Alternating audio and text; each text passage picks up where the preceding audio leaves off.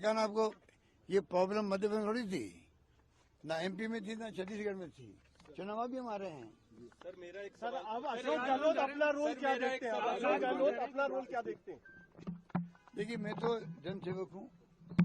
मैंने कहा अंतिम सांस तक मैं प्रदेश वालों की सेवा करूँ। सर मेरा एक सवाल है, चाहे भले मैं उसमें कोई पद पे रहूँ या नहीं रहूँ, मुझे तो सेवा का बचपन से शौक है और मैं उसी के अंतर्गत काम करता रहूंगा।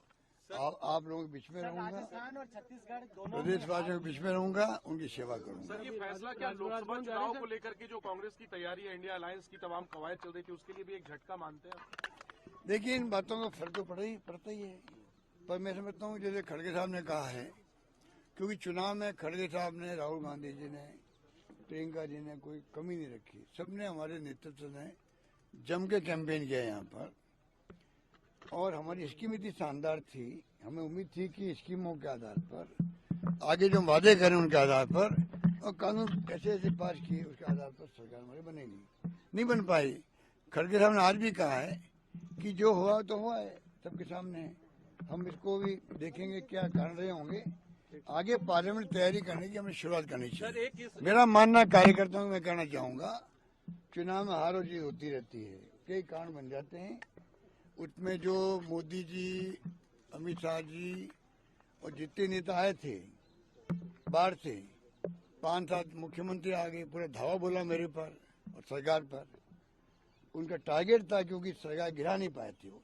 मुझे उम्मीद थी कि जनता बदला लेगी उनसे कि आप लोग लोकतंत्र की हत्या कर रहे थे, सरकार गिराने का काम कर रहे थे, हॉस्टिंग कर रहे थे, जैसे आपने मध्य प्रदेश, कर्नाटक, महाराष्ट्र में करी। तो मैंने कहा जनता बदला लेगी। हो सकता है कि जनता वो बात समझ नहीं पाई होगी। सर जो सचिन पायलट के और इसलिए मैंने जो उम्मीद की थी कि जनता बदला लेगी इन लोगों से जो लोग हत्यारे हैं। उल्टा हो गया। जो भाषा बोल के वो गए हैं वो भड़काने वाली भाषा थी, तनाव पैदा करने वाली भाषा थी, दंगे करवाने वाली भाषा थी। बार बार कन्हैयालाल का नाम लेना, बार बार जो 370 और 3 तलाक की बात करना, मतलब उनके कोई मुद्दा था ही नहीं। जो वो राजस्थान में हम क्या काम किए हमें उसकी आलोचना करते, वो उसकी कमियां बताते, खामियां बताते, हमें खुशी होती, बहस उस पर होती। होना वही चाहिए था। चुनाव विधानसभा के हैं, सभी लोग आए भड़का के गए।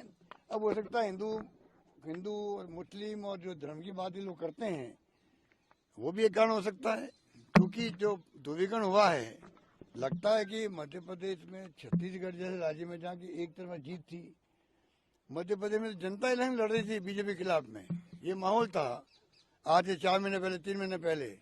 और राजस्थान के अंदर शानदार माहौल था। कल रात तक उम्मीद थी सरकार हमारी बनेगी। तब भी मैंने कहा परसों नहीं बनेगी तो हम विद ह्यूमिलिटी स्वीकार करेंगे मैंडेट।